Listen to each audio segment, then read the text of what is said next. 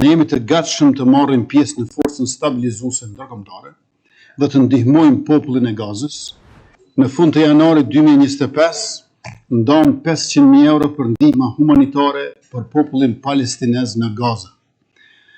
Sot ndërkaq në rendite kemi propozim vendimin nga Ministria e Mbrojtjes për të kërkuar nga Kuvendi i Republikës marrjen e vendimit për dërgimin e Forcës së Sigurisë të Kosovës në mision në Gaza si pjesë e forcës ndërkombëtare stabilizuese.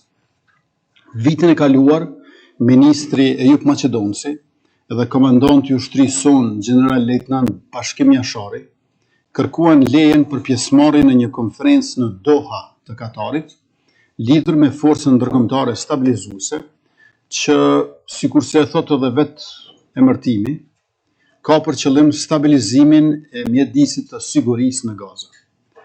Forca jone e sigurisë ka krijuar reputacion ndërkombëtar sa i përket aftësive të kërkim-shpëtimit, deminimit dhe jo vetëm.